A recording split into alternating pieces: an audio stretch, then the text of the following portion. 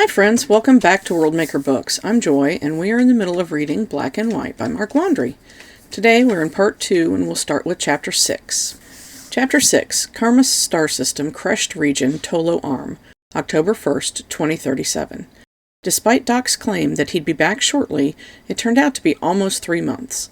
On July 11th, Terry got an email from Doc. It was sent from Karma Station and told Terry he'd be gone for at least a couple of months, not to worry about him, and to help as much as possible. "Where did Doc go?" he asked his mom at lunch. "Is he going back to Earth?" "He's not going to Earth," she said, but she wouldn't tell him anything more. Despite the Orca's recovery from the strange events in hyperspace, there was still plenty to do. More than there were people to do them, actually. He found himself learning how to maintain the tank filtration system and review computer records of water condition. Of course, those responsibilities were in addition to his taking care of Pokale. Just keeping everyone fed and tended to on Teddy Roosevelt proved difficult. Terry had never thought about how much 125 people ate, drank, and more importantly, pooped every day. The only thing he worried about was he'd yet to hear from his father, or Yui. He checked with the Cartographers Guild, who traced communications, among other duties. A week later, they confirmed the messages had reached Earth. His mother said not to worry, it was probably the government stopping their messages. She said when Doc got back, they'd find a way around the block. Pokale continued to thrive, and all the marine biologists congratulated him on his great work.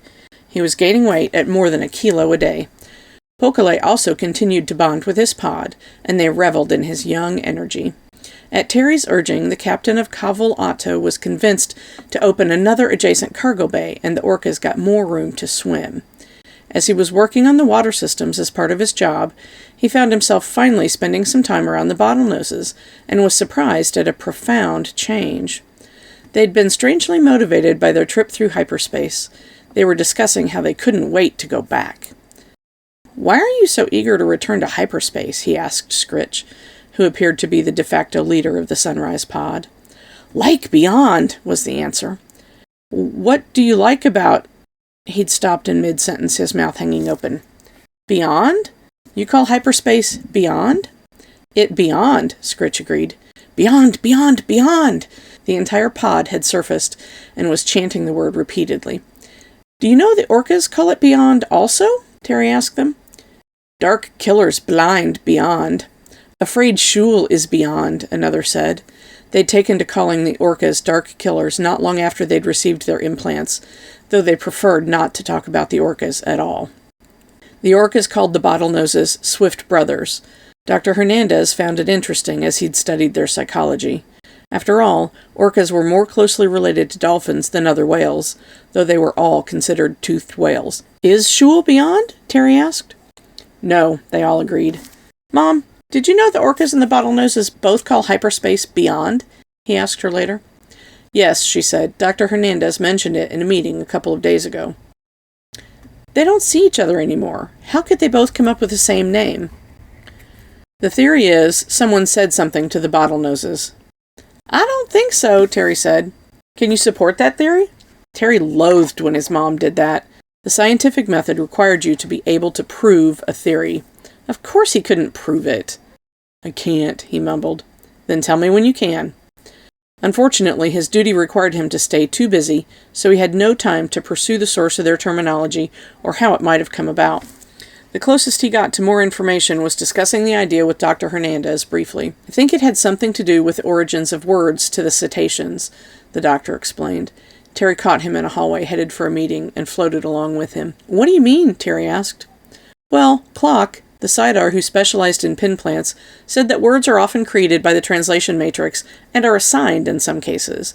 Maybe that just means the matrix of both cetacean species found similar results and came to the same conclusion. Excuse me, I'm late." Terry had plenty more questions, but grown-ups were always in a hurry. Mostly he wanted to argue his case. How could the orcas and bottlenoses both settle on the word beyond for hyperspace when they had different experiences? The bottlenoses came out of hyperspace like they'd been to a summer camp, the orcas like they'd been tortured. Then Pokale ended up with another minor infection, and he was too busy to worry about it. When July gave way to August, his mother materialized out of nowhere with a tablet full of lessons. "I have to do schoolwork too," he complained. "Yes, you do. Furthermore, I've assigned you extra learning since we'll be living in space for a while. 2 of Teddy Roosevelt's junior officers have volunteered to help teach classes. You and all the other children will attend classes for 5 hours a day, 5 days a week.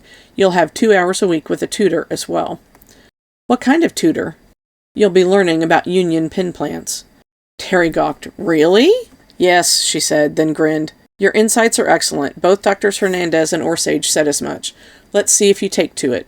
After that, the time flew by. So much so that when Doc returned, he didn't notice for 2 days. Hey, kiddo, Doc said as he floated into Teddy Roosevelt's galley, the only large space left on the freighter not full of water. Doc, Terry said, and slipped out of the strap around his waist, holding him to the bench. He pushed over, then gave his friend a hug. When did you get back? 2 days ago. You didn't say hi? I've been pretty busy, he said. Terry smirked. I bet. Smooching my mom. Mind your own business, Squirt, he said, and smacked him on the arm. Terry caught himself before he sailed away without thinking about it. No, we've been talking about what we're going to do now. Terry was about to ask what that meant when he saw Doc was wearing a uniform. Wow, what have you been doing? Working, he said, and showed Terry the patch on his uniform sleeve. Whoa, Golden Horde? I didn't think they hired anyone who wasn't from China or something. They had a change in ownership, so to speak, Doc explained. Terry looked at the 2 gold bars on Doc's collar and his still heavily suntanned face. The man looked a little older somehow. Why did you join a Merc company? For this, Doc said, and held out a credit chit. Terry took the plastic Union credit chit and examined it. In school, they'd learned a little about them, in particular how to understand one of the more common Union numerical systems. 1,000 credits? Holy crap, that's $35 million! They paid you that much? No, they paid me and my team 4 million credits for the first contract, 2.5 million for the second one, and a 1 million credit bonus after we finished up. Terry was as flabbergasted as he ever remembered being. He added it all up in his head. 7.5 million credits in just a couple months? Merc work pays really good, kiddo, if you survive, that is. The other SEALs who came with you went too, then? Yes, there were 8 of us. Were? Terry asked, knowing the answer. Yes, 2 didn't make it, but the money's what we needed. What for? Doc grinned and winked. You'll find out in a little bit. Terry went to hand the credit chit back. No, that's yours. What for? Your mom told me how hard you've been working. You deserve something for that. This is too much, Terry said, and tried to give it back to him again. Don't be ridiculous. We're not on Earth anymore. That doesn't go as far out here as you might think. Tell you what, let me finish up a few things, and tomorrow we can go over to Karma Station. How does that sound? Mom said nobody from the ship was allowed to go there, Terry said. Yeah, well, we're back now, so leave has been granted. Chapter 7. Karma Star System, Crushed Region, Tolo Arm, October 2nd, 2037. I don't entirely approve, Madison said, scowling. Terry knew better than to get involved in such a conversation. He'd learned over his short life that opening your mouth at the wrong time, when grown-ups were having a discussion involving something you wanted to do, often resulted in things not working the way you wanted them to. I'll be there, Doc said, and my men are there as well. Karma Station is a den of killers, she insisted, her mouth set in a thin line. Mercs, Doc corrected her. Am I a killer? Caught off guard, she looked away, and Terry knew he'd scored. You've got 4 million credits at your disposal thanks to us. Call it what you will, but Merc life is a reality to humanity now, and will be forever. It's no different than all of our history, really. People have always sold their swords for money. But why does my son have to be exposed to that? She insisted. I'm not making him part of the company, Doc said. I need to meet the men, and afterward Terry can see some of Karma Station. The station is a huge transportation hub. Merc business is only a percentage of the commerce that goes on there. Commerce, she said, and snorted. Doc sighed. Terry decided to play one of the only cards he had. Mom, my birthday is in 10 days. And I suppose you think a trip to a mercenary den is a suitable birthday present? Merc pit, Terry corrected, then cringed. Shit. His mom looked at him, then turned her head to glare at Doc. Madison, the kid's been confined to 3 freighters for months, exercising every day to avoid losing bone mass. Don't you think he deserves a chance to feel some gravity and maybe see some of the Union before we're off again? She looked at the former SEAL for several moments before sighing, and Terry knew he'd won. You won't let him out of your sight for even a minute. Promise. Okay, she said, looking at her son. Woohoo! Terry crowed. You be careful, she said, and gave him an awkward zero-G hug. I will, Mom. Be sure one of the assistants takes up your jobs today, but you still have to do your studies tonight. Understand? Yes, Mom, he yelled over his shoulder, because he was already heading back to their shared compartment. Take good care of him, she told Doc. Guaranteed. In their room, he grabbed his backpack and a light jacket. He'd read that often space stations were cooler than most humans preferred. Afterward, he rushed to Teddy Roosevelt's hangar deck. Doc was waiting in the lock, a bag on his back and a gun around his waist. Ready, kiddo? You bet, Terry said. First, a word. Doc moved so he was only a short distance away and face to face. If I tell you to do something, you do it, you understand? Yes, sir. Good. Second, alien mercs are dangerous. Some are simply hostile for the sake of being hostile. Humans are a new factor in their trade, and we're already getting a rep of being trouble. Don't talk to any aliens unless I say you can. He pointed to the translator fixed to Terry's coat. Got it. And last, Doc said, don't spend all those credits on the first interesting thing you see. Terry laughed and nodded. I won't. Good. Now come on. They boarded the shuttle through an airlock. Inside, one of the Teddy Roosevelt's pilots was already working at the controls. The woman looked back as Doc and Terry entered and found one of the dozen open seats. 2 other people were already on board. Terry didn't recognize either of them. All set? The pilot asked. Good to go, Doc said. Terry said he was, and the other 2 did as well. Undocking, buckle up, the pilot said. There was a bump and a dull clang through the hull, followed by the sensation of the shuttle rolling around. Thrust, the pilot said, and they were gently pushed back into their acceleration couches. How long to Karma Station? Terry asked Doc. Oh, an hour or so. Acceleration built up until Terry guessed it reached a half a G. He glanced at the uniform and other accoutrements of Doc's gear, in particular the gun. He'd never seen anything like it. That's not a human gun, is it? This? Doc asked. He drew the pistol, checked its condition, and removed a cassette from the handle. Here, he handed it to Terry. Safety's on. It's unloaded. Terry said and took the weapon. Are you sure it's unloaded? Smart kid, Doc said. Never take another person's word for it, no matter how much you trust them. Check yourself. He pointed at the controls. Pull that back and look at what the display says. There's a red 0, Terry said. Then it's unloaded. Terry examined it. It looked like a gun. The basics all seemed the same. The barrel didn't end in a hole, but rather a strange piece of glass. There were several controls on the side and the handle, along with writing he didn't recognize. This isn't from Earth, he realized. No, it isn't, Doc agreed. Terry continued to examine it. And it's not a firearm. Correct again. It's a laser pistol. One of the lessons from the Alpha contracts was that our weaponry was sadly insufficient. We have cartridges that can kill most alien mercs, but you just don't get many shots. So this is an alien-made gun? Yes, it is. How many aliens have hands like ours? Terry asked. Not many, Doc confirmed. Only one merc race is really close. Terry gripped it in his hand and tested the feel. It was too big, of course. He was about to turn 12, but his hands weren't as long as an adult's. Even so, the handle looked rough. It looks like it's homemade. Pretty close, Doc said. My friend Janet Cross, who's in our unit, is an armorer. We got a hold of a case of push-tall laser pistols. Doc saw the confused look on Terry's face. Push-talls look like Bengal tigers, though luckily not as big, and tend to be black and white instead of orange and black. Anyway, the handles were all wrong. Janet used an alien machine called a manufactory to take the push-tall guns apart and make new handles for these. He held up a hand. Bonuses, we sold a bunch to another human unit we ran into. Terry handed the gun back and watched Doc's movements. Just like he'd shown Terry, he verified it was empty, then slid the cassette back in place. Terry guessed it was a power pack. Doc flicked a control and slid the weapon back into its holster. They're serviceable, he said. Someday an alien manufacturer will be making new ones for us, he shrugged. Maybe even a human manufacturer.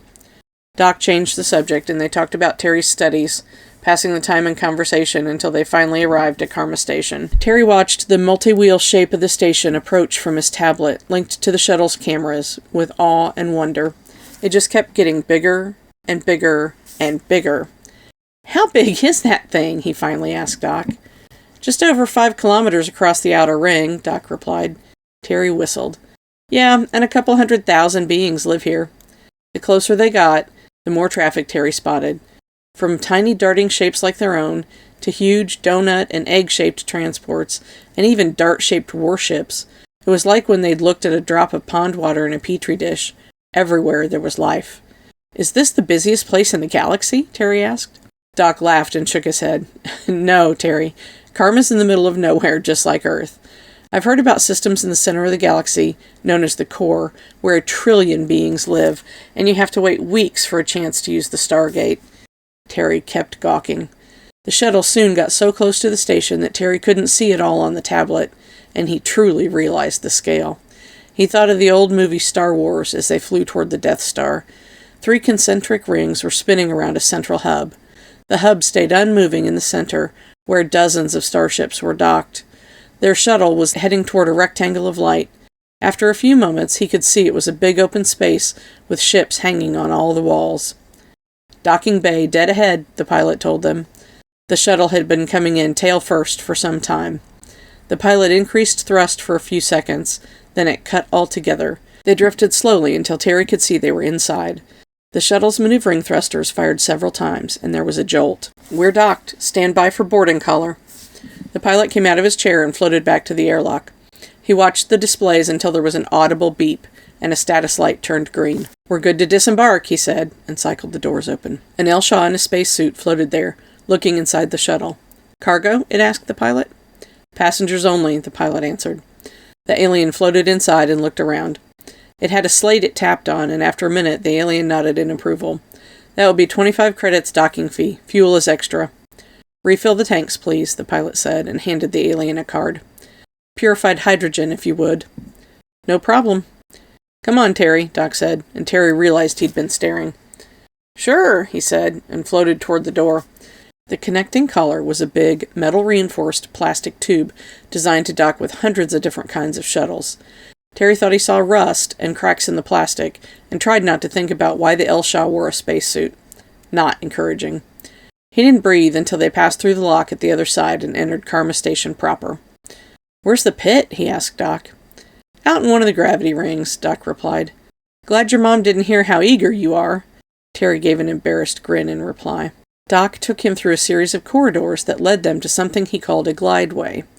To him it looked like a plastic tube. "When you get in, the air will lift you up. After you get in, spin around so you're going feet first." "Why?" "Because we're going to be basically falling to the higher gravity areas of the station. If you go head first, it's going to hurt when you try to get off." "Oh." He did as Doc said, and a gust of air pushed him up.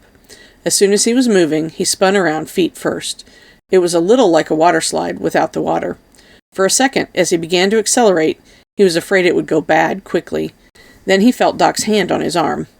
"Don't worry, it's only scary the first time." Terry tried to relax and look around. They were passing between decks, and he saw other tubes nearby with a variety of aliens. 1 or 2 he recognized, most he didn't. There were tubes where the occupants were going back the way he'd come, too. The glideway was kind of fun. "We're getting off on Ring B, Deck 12. "How do I tell where that is?" Terry asked. "Right, I forgot you don't read the lingo yet. I'll pull us off, don't worry." They passed through a long section without decks or even windows. He was aware that now air was blowing up at him, keeping his pace from getting too quick. A couple of signs went by in glowing languages he didn't recognize, and he felt Doc pulling him to the side. Before he realized it, they were on a cutoff, like a train moving onto a new track. A floor appeared below their feet, moving with them. Their feet touched, and the floor slowed them to a gentle stop. "That was cool." "Told you," Doc said. "What if the air goes off or the floor doesn't work?" "It could get messy, I guess, but the tech is actually kind of simple." Doc led him out of the station where they'd landed. You could get on or off a glideway there. Outside was a long, wide avenue lined with shops and a myriad of aliens moving in all directions. Above them was a continuous window through which he could see the ring closer to the hub. He was somewhat aware that the floors curved up in the distance in both directions. They were standing on the floor of the spinning station. Unlike when Pegasus had spun them, he didn't have a slightly dizzy feeling either. Karma Station was beyond massive. "There are bigger stations, aren't there?" he asked. "How do you know that?" "Well, every time I think I've seen the biggest thing around, I'm wrong." Doc laughed and shook his head. "Yeah, this is big but not huge. Come on, it's not far." They walked along the promenade, as Doc called it. He said there was one on all 3 rings, and they served as a big business district. You could buy anything from food to missiles, according to him. Terry had a hard time understanding what any of the little shops were selling, or if they were selling anything at all. The bigger ones were sometimes 2 or 3 stories tall, reaching up to the glass roof. The scale had him dizzy in just a minute's walking. "Here we are," Doc said, outside a doorway with a symbol over the top. It looked like a gun, a sword, and diamond, and again he couldn't read the other writing. "What's that mean?" Terry asked. "Symbol for the Galactic Mercenary Guild," Doc said. "This place is called the Pit of Oso." The doors opened, and a spider the size of a family sedan came skittering out. Terry squealed and jumped out of the way. It was one of the tartantulas he'd read about, but there was no chipmunk on its back. "Move it, meat sack," the tartantula said. Well, it made clicks and rasping sounds, but its translator said the words. "Pardon the hatchling," Doc said, and the tartantula trundled past without another word. "Is that one of the dangerous ones?" he asked after the spider was out of sight. "Very," Doc confirmed. "It didn't have a flitar, so that probably means it's a small one, likely a courier." Did you say small one?" Doc took him by the shoulder and guided him into the pit. He didn't know what he'd been expecting. Maybe the Star Wars cantina crossed with a Wild West saloon? It turned out to be a big open room with a service area off to one side, Tri-V screens in the center showing all kinds of data, and small private rooms all along the walls. "This is a pit?" "Yep," Doc confirmed. A man, the first human Terry had seen since they'd left the shuttle and its other occupants, popped out of a private room and waved. "Yo, Doc, over here, Captain." Doc waved back and patted Terry on the shoulder. "Come on, kiddo, meet the crew." They walked over to the room, and Doc went in first. Inside, 5 men and a woman sat waiting. They all greeted Doc, then looked at Terry. "Men, this is Terry Clark. I've been telling you about him." "Who the hell you calling men?" the woman asked. "Don't let her fool you," one of the men said. "She's got a bigger dick than any of us." Terry turned bright red, and everyone laughed uproariously. "That foul-mouthed lady over there is Tina," Doc said. "Watch your mouth, Sergeant." "Sorry, sir," she said. "Hi, Terry." He smiled and said hi back. "That's Honcho," Doc said. A dark-skinned man with a cowboy hat touched the brim and nodded. "Over there's Toothpick." A man smiled back, missing several teeth. "Why do they call you Toothpick?" Terry asked. The man pulled out a pair of shiny knives, grinned, and made them disappear. "Okay," Terry said, and more laughter broke out. "That's Piano," Doc said. A thin Asian man with sharp, hard eyes nodded slightly. "And the 2 who can't stop playing cards are Hutch and Pato." 2 men wearing ball caps who looked like brothers waved without looking up from their cards. One hat was the Boston Red Sox, the other the Chicago Cubs. They both looked more like football players, with necks thicker than Terry's waist. "Welcome to the Last Call Merc Company," Tina said. Everyone raised a glass. Doc picked one up, apparently waiting for him, and raised it as well. "Do I get a drink?" Terry asked with a mischievous grin. "No," they all barked. Terry turned red again, and they all laughed. "Any word on that contract?" Doc asked after the laughter died out. "Not yet," Piano said, his voice rich with the accent of whatever Asian country he was from. "You catch the spider just leaving?" Tina asked. "Yeah, almost ran us over," Doc said. All eyes turned to look out into the pit, searching. "Wonder what's going on." They looked at each other and nodded. "Toothpick, see if the bar has something the kid can drink." "Sure, Captain," the man said and got up to leave. "What you like, kid?" "Soda or water is fine." "Be right back." "Pop a squat, Terry," Tina said, and patted the bench next to her. Terry sat down. It wasn't comfortable, more like a padded steel plate. He guessed because the pit probably catered to dozens of different races. "Doc says you're studying to be a marine biologist?" "Not really," Terry said, "but I've been studying pin plants." "No shit," she said. "Hey," Doc growled. "Crap. Sorry, kid. We've seen a lot of aliens with them, especially pilots. I heard some are researching making them work for humans. Maybe you'll figure it out." "I'd like to," Terry said. "Our cetaceans all have them." "We know," Honcho said and took a drink. "That's why we're all stuck out here." "I'm sorry about that," Terry said, looking away from the man's hard stare. "It's not the kid's fault," Doc reminded his man. "Not anyone's fault, really. Aliens pulled one over on them, from what I hear." "Even the kid's old man?" Honcho asked. "Drop it," Doc said. I said drop it, Sergeant." "Yes, sir," Honcho said, and went back to his drink. It was uncomfortably quiet for a minute until Piano came back. He was carrying a bottle of Coca-Cola. "Holy cow," Doc said. "Where the hell did you get that?" "Bartender said it was stocked by Jim Cartwright," Piano said and handed it to Terry. It was a glass bottle. He'd never seen one like it. He looked at the label and saw it had been bottled in Saudi Arabia, and there was Arabic writing as well. He couldn't figure out how to get the metal top off either. "Here," Doc said, and took the bottle. He pulled out a tool from his belt, and pop, the top came off with a fizz. Terry took it back and drank. "Holy shit," he said as the carbonation and sugar went down. "Hey," Doc barked. "Oops," Terry said. The seals cheered and raised their drinks. "To Terry," Tina said. "We'll make a no-shit seal out of you yet." "Salute," they called out and downed their drinks. Even Honcho gave Terry a wink. Doc did a facepalm. "Madison is going to kill me." Terry sat and listened as the 7 mercs talked. They went from weather in Houston to scuba diving, parachuting, driving cars, and on to fighting aliens. He stayed quiet, and they almost forgot he was there, until Tina let out a string of profanity and Doc yelled at her. Then Tina looked up and tapped her ear. Terry hadn't even noticed she was wearing a radio. It was the tiniest thing he'd ever seen, and he wondered if it was alien origin like the laser pistols they all wore. "What you got?" Doc asked. "Someone down at Peepo's said she's coming this way," Tina said. "Got it. Okay, Terry, someone's coming I need to talk to. You can stay because there's nowhere to stash you. So sit back there between Honcho and Piano and keep quiet, okay?" Terry nodded. "Cover him, okay?" he asked the two. "Will do," Piano said. Honcho just nodded. Terry slipped around the rear of the crowded room and sat where he'd been told. Despite being surrounded by big, armed men and women, he felt a jolt of fear. "Don't worry," Honcho said in his gruff voice. "We got this, kid." Terry watched out the door into the pit of Oso, breathing faster than he liked. After a few seconds, he called on the dive training Doc had given him way back when they first met. "Never let fear win. If you do, you die."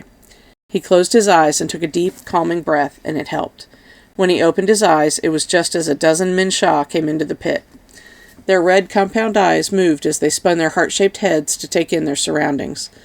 They all wore black combat armor over their green chitin, the same as the ones who'd blown the hell out of the Middle East 11 years ago, within weeks of his birthday. The mercs around him didn't so much as budge. The leader of the Min-Sha looked directly at Doc, who was now standing in the doorway to their room, and pointed a viciously serrated arm at him. The others headed in the human's direction. "You are the last call?" "That's us," Doc said, his hand falling casually to his belt, mere centimeters from the holstered laser pistol. "Who are you?" "We are Visco Ak, and you killed our mercs on Schley Prime." Doc looked at Toothpick, who was just to his side, his eyebrows going up. "Did we kill any bugs on that world?" "Yeah, but I can't be sure." Doc grunted and nodded before turning back to the Min-Sha. "Killing bugs is more of a hobby than a profession for us." The Min-Sha leader made a hideous rasping hiss, and its troopers spread out to either side. They fairly bristled with weapons, but none were being aimed. Yet. "No fight in my pit!" an alien screeched and ran between the two sides. This alien looked a little like a sloth to Terry, and he wondered if it was a Karoon. "Get out of the way, Oso," the Min-Sha chittered. "If the shooting starts, just dive behind these seats," Honcho said to Terry. Terry nodded in reply and began to wonder if his mom had been right. Staying on Teddy Roosevelt might have been a good idea after all. "You humans are in over your heads," the Min-Sha said. "We should have sterilized your miserable world instead of a small part of it. Worthless, miserable mammals." "Here's your chance to get rid of a few more mammals," Doc said, patting his chest. "Your move, bug." "If you wish," the Min-Sha said. "Oh, hell," Terry thought. Oso fled, squeaking. The Min-Sha watched the pit owner go, then nodded to its partners. "Is there a problem here?" said a woman's voice behind the Min-Sha. The alien's head spun around to observe dozens of human mercs spreading out behind them. Unlike Doc and his people, the newcomers wore light and efficient-looking combat armor, complete with helmets and tinted visors. They also carried short-barreled rifles that Terry suspected were lasers. Each of the Min-Sha had at least two pointed at them. "This argument isn't with your company," the Min-Sha said, turning its head so it could see both groups of humans. The armored antennae swung in a circle like helicopter blades. "You aliens are going to have to figure something out about humans." The Min-Sha snorted. "What do we need to figure out?" "You mess with one of us, you mess with all of us." Like I said, Doc said, your move, Bug. This isn't over, the Minshaw said, and his team moved as one toward the door. The new arrivals closest to the exit moved aside just enough to let them through. Better hope it is, said the woman who'd spoken as the alien leader left. Thank you, Oso screeched, and Terry realized the screeching was its normal way of speaking. You drink on Oso. With thanks, the woman said, and removed her helmet. Long hair, as black as night, fell down her back, and small but intense eyes examined the room. She's beautiful, Terry thought. Hutch and Pato picked up their cards and resumed the game where they'd left off. The woman looked at one of her men.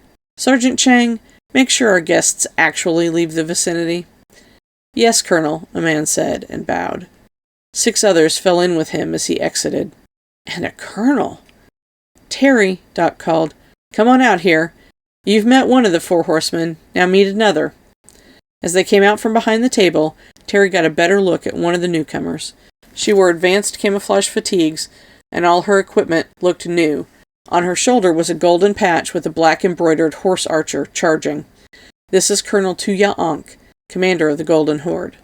Tuya, this is Terry Clark, the son of the woman I told you about. Tuya's eyes screwed up into a smile, the epicanthic fold turning her dark eyes into almost pinpricks. I am pleased to meet you, she said. The Golden Horde is at your service. She gave a little bow as she smiled at him. The helmet had modulated her voice so it sounded neutral.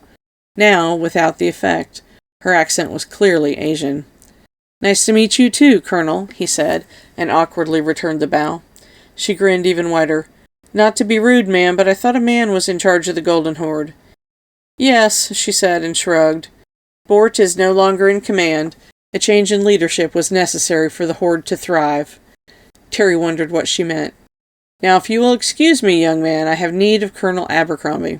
Just Doc is fine, he said. You know that. Doc turned to Tina. Do me a favor and take Terry shopping.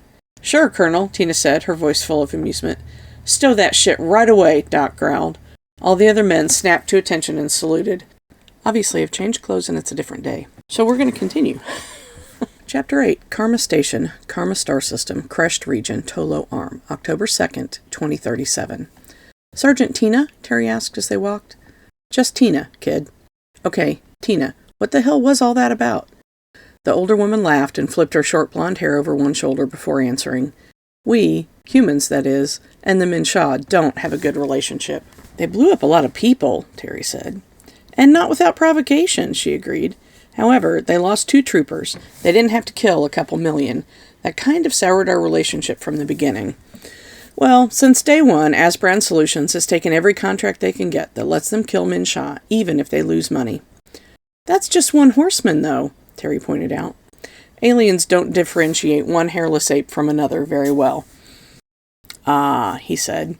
They walked on for a bit before he said anything else. Were we in danger? I mean, really? Humans are always in danger off Earth, young man. She looked down at him. Don't forget that, okay? He nodded. Seriously, most aliens don't believe life is nearly as important as we do. To the bugs, glassing Iran was just tit for tat. We killed 2 of theirs, they killed 2 million of ours. But aren't we making it worse by being mercs? Maybe, she admitted, nodding slightly. But some believe if we don't learn to fight them, we might not be around for long. Well, we learned in school there are rules against that since we joined the Union. Oh, yeah, she said in mock seriousness. Rules, right. You're making fun of me. Maybe, she said. Sorry, but you have to understand that rules are made to be broken. You only get in trouble if you get caught. Won't the Peacemakers punish someone who kills us? The Peacemaker Guild are a weird bunch, Tina said. Who'd have thought a libertarian society with fewer rules than a street fight would have all-powerful law enforcement? Shit, kid, they don't even have a single jail in the Union. Did you know that? He shook his head that he didn't. If you do something the Peacemakers can ding you for, you either pay a hefty price or... Or what, Tina? You pay the ultimate price. All I know is, don't even screw around when there's a new rule. What rule? Well, the rules have always been, 1, don't step on Superman's cape. 2, don't piss into the wind. Terry giggled at that. 3, don't take the mask off the Lone Ranger. Now, the 4th rule is don't piss off a peacemaker. "I'll remember that," he said. She gave him a rueful grin that made him wonder if she meant it. He'd have to do some reading on peacemakers now that he had a full Galnet note at his disposal. They approached a long line of carts set up in the promenade. These weren't permanent and weren't selling big things. It looked like they were meant to deal with tourists. "I'm a tourist," he decided, and he slowed down to look over each cart. Tina stayed within a few meters and let him find his own way. The first few seemed to specialize in food and drinks. Terry knew so little of the written languages he had to go by what he heard from vendors or customers. His translator was on automatic, and it converted whatever it heard and was capable of rendering into English. The tiny device could translate more than 100 simultaneous conversations. He'd learned that from his studies on union pin plants. If he possessed pin plants, he could have programmed them to sort the multitude of conversations, to search for something he was interested in, like his name or species being mentioned. Lacking pin plants, Terry was forced to use his own perception to pick up on what was being said. He knew most of the foods wouldn't be palatable to him, or worse, could be poisonous. Human digestive systems were one of the most delicate, he'd heard. He continued past those vendors and came across one selling guns. Right out in the open, racks upon racks of guns, ammo, and a case full of what looked like grenades. He stopped and stared. There wasn't even a living attendant, just a robot and a slate to enter your order and pay. Tina noticed he'd stopped and looked at him. "You've never seen a robot kiosk before?" she asked. "Those are guns! And grenades!" "Yep. But what if I wanted to buy a gun? A kid?" "Go for it." His jaw fell open and he gawked at her. But what, Junior? This isn't Earth. Not everything is against the law, and there aren't cameras on every street corner watching you. Karma Station is a trade zone and a merc zone, a lot like the star towns around starports. Only union laws hold sway, and there ain't many of those. Don't they teach you this in school? "Yeah, but what? I guess it's not quite the same as seeing it for myself." There have been people on Earth who think like this for a long time. They're called libertarians. Whatever you want to do is okay, as long as you don't try to hurt other people. "If I buy that gun, I could hurt someone." "And you'd be shot dead in short order. Look around you, kid. I mean, really, look." Terry made a face, but looked around at all the aliens walking by. He wasn't sure what Tina had expected him to see, until he noticed one had a gun. Then another, and another, and another. It looked like more were armed than weren't. A lot of them he was certain weren't merc races, maybe even most. "It looks like almost everyone has a gun." "Bingo," Tina said and mussed his hair. "I bet all of them do, you just can't see the ones who conceal." "Aren't there any cops at all?" "Karma employs several merc companies for security," she said, "though they're only lightly armed. You don't want anyone pulling off a major firefight inside a big pressurized tube in space." "What if those Minshaw had attacked you back in the pit?" "Then we would have fought, though only with small arms and laser pistols. Don't want to piss off the neighbors." She winked at him, and he shook his head. "It doesn't sound safe," he said. "Nowhere in the universe is safe, kid." Terry grunted. Doc had said the exact same thing quite a while ago. He'd shrugged it off, but it looked like the man had been more honest than Terry had thought. Out of curiosity, he went to the kiosk and scrolled through the selections on the slate. He could read the numbers, though not most of the words. He recognized an audible selection and pressed it. The slate spoke in various languages. When his translator understood one, he pressed the icon again. "Welcome to Zkl's Weapons Emporium. Please select your category of weapon." It went on to list those categories: blade, blunt force, ballistic, energy weapon, high explosive, and a selection of defensive armors. The last was short. Terry clicked on handgun, and pictures began to scroll by. Like Doc had said, their designs weren't for human hands. Far from it. He picked one anyway. The gun enlarged to take up the entire screen, and a Tri-V popped up showing the various features. The kiosk said it had 3 in inventory, and the price was 75 credits, or 110, including a hard-shell box, 2 extra magazines, and 150 rounds of armor-piercing ammunition. "Thing has quite a kick," Tina said over his shoulder. "I was just curious," Terry said, his face turning red. "Don't blame you. That gun is favored by the Heksha. They look a little like bipedal dinosaurs with flattened heads and a bad attitude."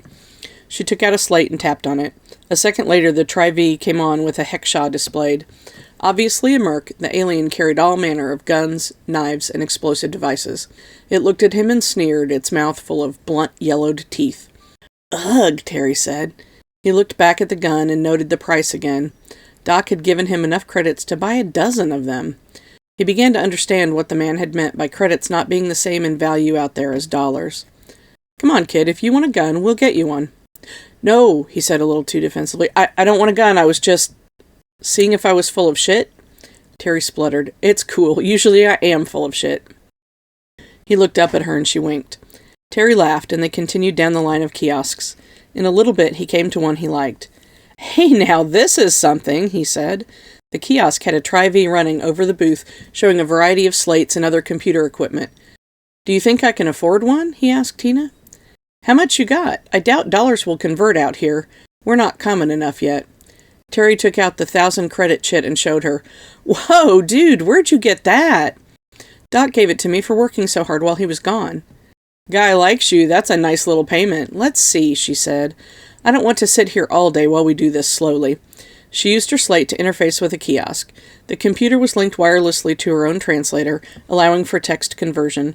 She knelt down so he could see the written inventory and prices. The kiosk had slates ranging from ones it called routine to ones that were industrial. Terry clicked on routine and it showed a list, varying by size and configuration. He'd only seen the ones a few aliens carried and that his father had bought for the Institute. They'd all been rectangular and transparent. He realized that was only one of 1,000 variations. Many were hexagonal or hourglass-shaped. They even had some that were as thin as a pencil. I didn't know there were so many, he said, shaking his head. You just want one for yourself? Yeah, he said. Let me. She clicked on the slate, and in a second, 3 were displayed.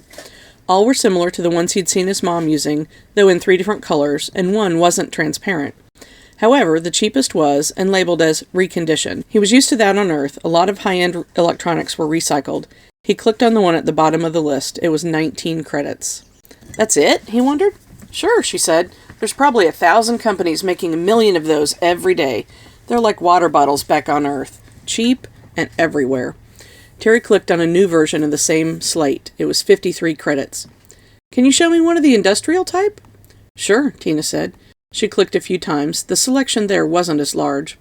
These aren't always made to be easily portable, she said, and pointed to the dimensions. That's translated into English meters. Terry could see what she meant. Most were pretty big. The smallest was 34 centimeters by 19. He conjured up a mental image. It would be a little bigger than his tablet back on Teddy Roosevelt. He clicked price. That model would cost 198 credits. He looked at Tina and grinned. Go for it, she said. It's your money, after all. Terry gleefully pressed the select button.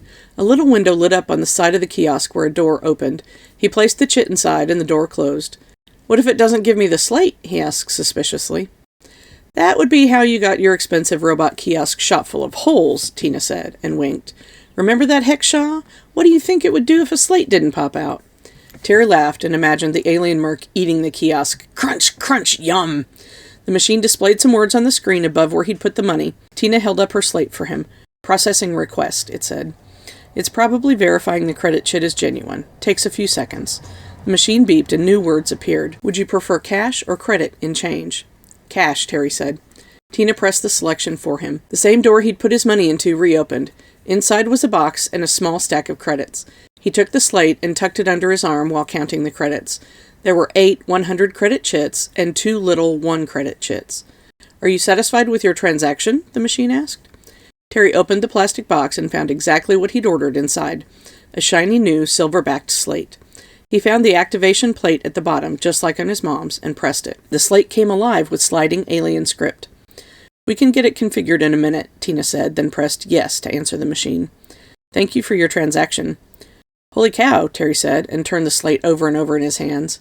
Score, kid, Tina said. Come on, there's a little place just over there that serves drinks. I have a program code for a few you might like. We can have a drink, and I'll get that slate working in English.